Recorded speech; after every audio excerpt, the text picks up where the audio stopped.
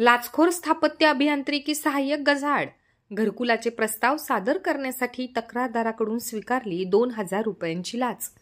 घरकुलाचा प्रस्ताव पाठवण्यासाठी 2,000 रुपयांची लाच स्वीकारताना नांदुरा पंचायत समितीमधील बांधकाम विभागातील स्थापत्य अभियांत्रिकी सहाय्यक खेमराज नागोराव राठोड याला लाचलुचपत प्रतिबंधक विभागाने सापळा रचून रंगेहात पकडले आहे.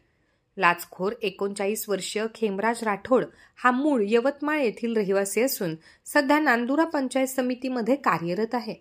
नांदुरा येथील एका 30 वर्षीय तक्रारदाराने त्याचा व त्यांच्या आईच्या घरकुलाचा प्रस्ताव पंचायत समिती नांदुरा येथे सादर केलेला होता.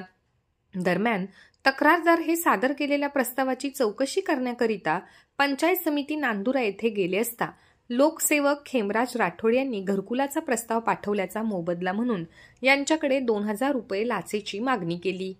त्यानंतर तक्रारदाराने या संदर्भातील तक्रार लाचलुचपत प्रतिबंधक विभाग बुलढाणा यांच्याकडे केली होती.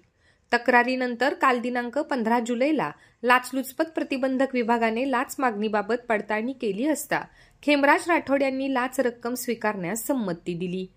त्यानंतर आज 16 जुलैला लाचलुचपत प्रतिबंधक विभागाने नांदुरा पंचायत समितीमध्ये सापळा रचून खेमराज राठोड याला तक्रारदाराकडून 2,000 रुपयांची लाच रक्कम स्वीकारताना पंचांसमक्ष रंगेहात पकडले. आरोपी राठोड याला ताब्यात घेऊन त्यांच्या विरुद्ध पोलीस स्टेशन नांदुरा येथे गुन्हा दाखल करण्याची प्रक्रिया सुरू आहे.